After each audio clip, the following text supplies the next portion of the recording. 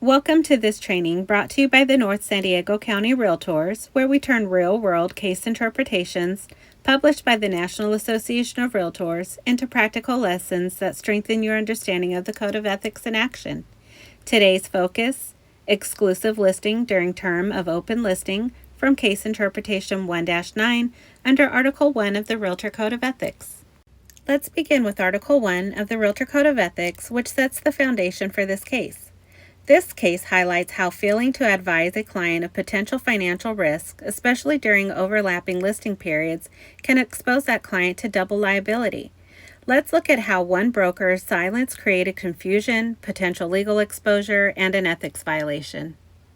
During a Board of Realtors luncheon, Realtor A described to those at the table an old house in a commercial area which was open listed with him and invited others to cooperate with him in selling the property. Realtors X and Y said they also had the property open listed, but had found very little interest in it.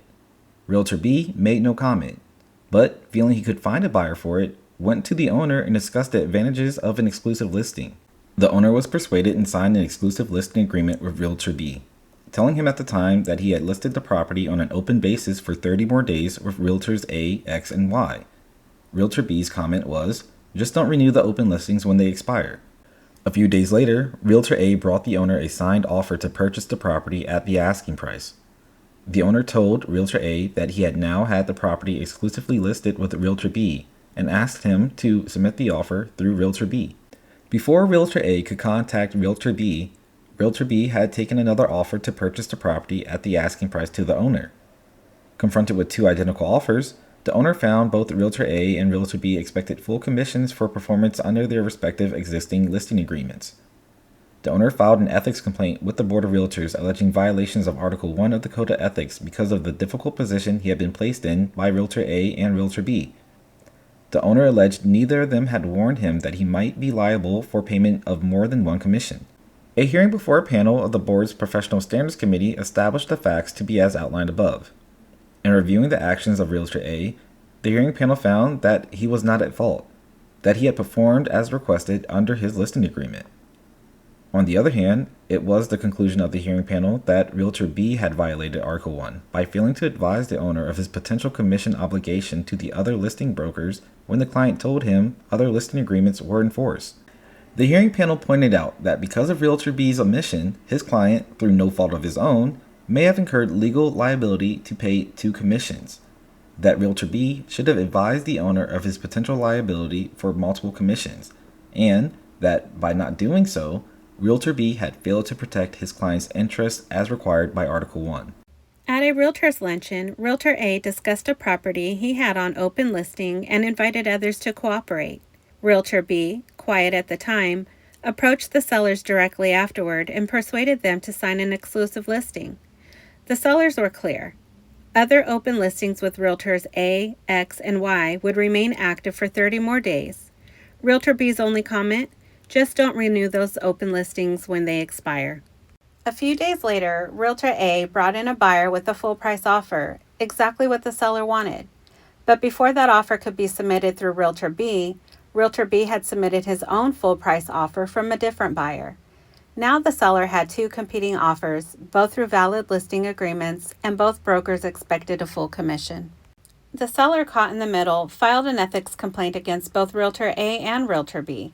He alleged that neither broker had advised him of the possibility that he could end up on the hook for two commissions. From his perspective, he'd done nothing wrong, but now he was at risk of paying twice for the same sale. At the ethics hearing, Realtor B did not present any defense or explanation for his conduct. Unlike many other cases where a realtor argues intent or misunderstanding, in this case the panel had only the facts and omissions to consider.